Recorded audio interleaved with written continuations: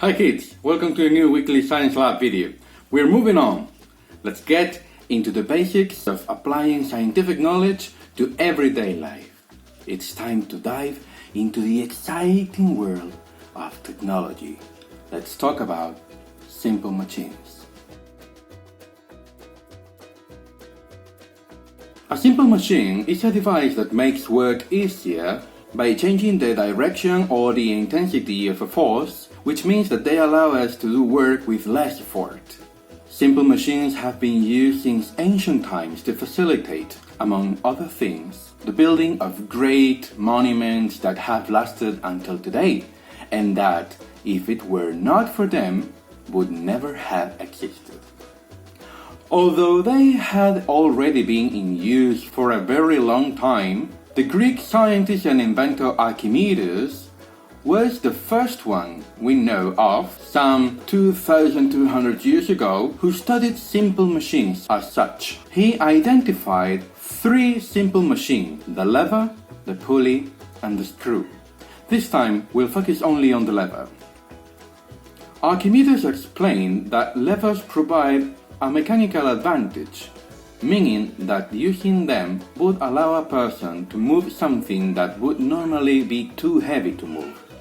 On one occasion, he reportedly went so far to say, "Give me a lever long enough and a fulcrum on which to place it, and I shall move the world." That's all well and good, but what's a lever? And what in the world is a fulcrum? A lever is a tool like a rod or a bar that rests on a fixed support called a fulcrum. When a lever is used, a small force is applied over a long distance, and the lever turns it into a larger force over a shorter distance. Three types or classes of levers can be distinguished, which simply differ from each other in the relative position of the fulcrum and the applied force with respect to the resulting force. Thus, Class 1 levers are those in which the fulcrum is placed in a central position with respect to the applied and the resultant forces. An example of this type of lever would be a seesaw. If we duplicate the lever, we obtain something like a scissor.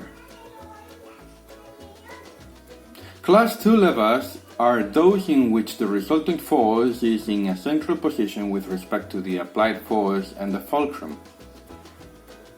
An example of this type of lever would be a wheelbarrow. If we duplicate this kind of lever, we obtain something like a nutcracker.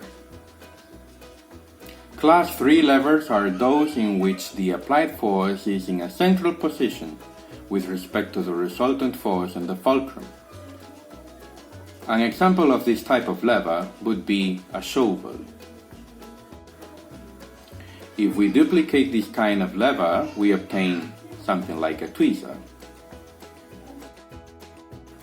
In this image, you can see that there are many more examples of levers of each class, and if you stop and think about it, we are really using levers of all three classes continuously in our day-to-day.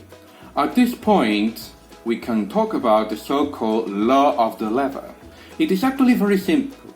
Basically, it says that the proportion between the intensity of the applied force and the resulting force is equal to the proportion between the distance separating each of these forces from the fulcrum. To simplify, we will call LA the distance separating the fulcrum from the point where we apply the force, and LR the distance separating the fulcrum from the point where the resulting force occurs.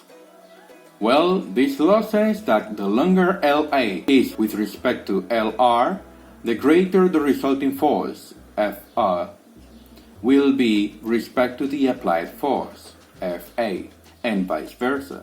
This can be expressed mathematically in the following way. In other words, we can say that the work of each of the arms of the lever is the same. Here we are using the concept of work in scientific terms.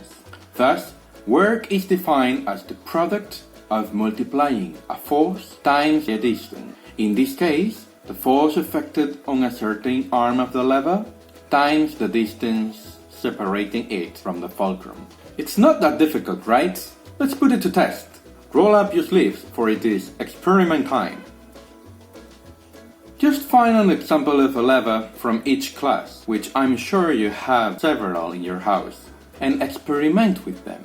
Identify their fulcrum and where the applied and resulting forces take place. That's the law of the lever. Change the distances between the forces and the fulcrum by moving the load closer or farther from it, and by moving the point where you are applying the force closer or farther from it as well. Find out how more force can be transmitted and how less. Attached to this task is another video to delve a little deeper into the law of lever. I look forward to seeing your creativity at work with those levers. I hope you enjoy this activity. See you!